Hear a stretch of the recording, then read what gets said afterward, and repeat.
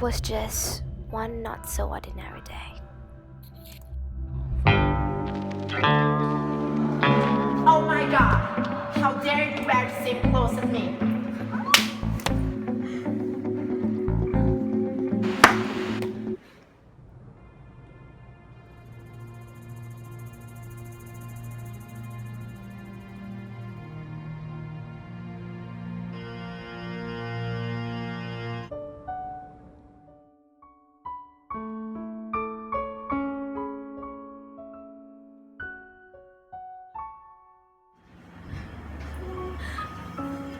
Grandma! Please wake up, Grandma! I got bullied again! They always bullied me without you! I want to hear your stories again! Please wake up!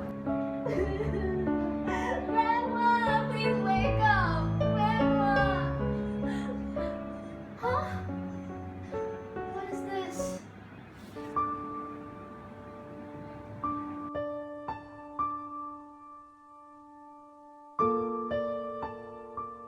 Birth December 10, 1830. Birthplace Amherst, Massachusetts. Grandma! Let me finish the reading. I attended primary school for 4 years, Amherst Academy for 7 years, then a year at Mount Holyoke Female Seminary. I rarely leave my home. I always stay with my family, in my house, and the people I kept contact with have the most impact, an enormous impact on me. And there's one person who I have much of my feelings to. His name was Reverend Charles Wadsworth. He was at my home, but then he left. And my heart ached for him. I ached for him. And all my poem, after that, I wrote for him. He is my closest earthly friend. As for my poetry, granddaughter, I was influenced by the metaphysical poets of the 17th century England. And the poets I admire are Robert Browning, Barrett Browning, and John Keats. My original poem does not have any titles, and I intend to, but they are now recognized with the first few lines of the poem. That's it.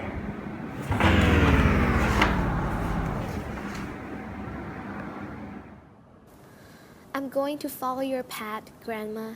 You're always an inspiration for me. Even though you're dead, your poem will last forever, and I'll help to spread and conserve your poem. Every time I read your poem, it lifts me up from my bad day. Poem is the answer.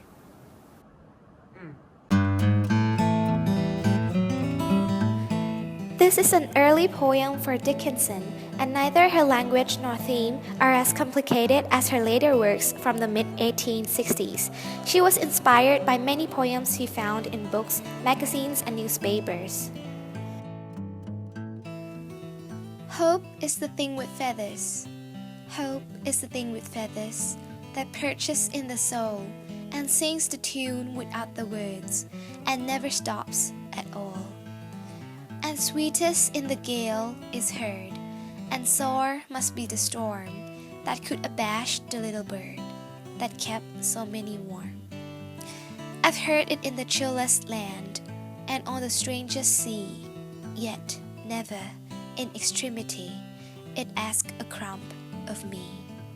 This poem consists of 3 stanzas. Each line in the stanza ends with an em dash, linking the previous line with the next line. The next line also shows the link from earlier line by using the word and, that, and yet. This is a form of repetition.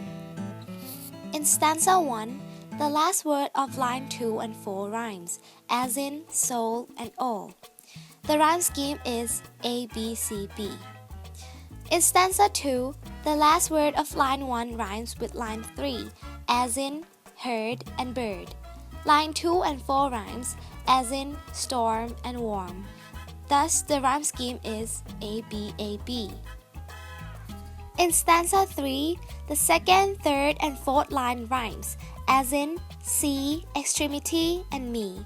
The rhyme scheme is A, B, B, B. Dickinson uses metaphor to compare an abstract hope with bird, which is the thing with feathers, to create an image in our mind, animating hope to be more tangible and with the use of imagery. Stanza 1 says that hope exists in ourselves, in our soul. Even though it doesn't really express itself without the word, it always exists inside us with no break, staying there all the time. Next, stanza 2 says that in storm or in some worst situation in your life, hope is the best thing that would express itself to lift you up from that worst situation. Moreover, it must be a really, really bad situation if it could abash or destroy the hope bird. As for the last stanza, stanza 3, Dickinson compares contrastingly different areas such as the chillest land and on the strangest sea, showing that anywhere at all, there'll always be hope. Hope's always be there, helping you, and only ask a crumb, which is a bit, a small thing like a breadcrumb in return. It's so tiny that we could assume it helped us and never want anything back. The overall mood and tone for this poem is positive and optimistic, as the hope bird would always be there in you, lifting you up from your bad situation. Luck is the thing with leaves. Luck is the thing with leaves that hides amongst similarity and arise in the thousands and show itself not simply. And all would want to be its founder, which allures to be bound and get blessed by the full-leaf clover that awaits to be found. In this pastiche, I use the same poetic device as Dickinson, such as using em dash and the words that and to show repetition.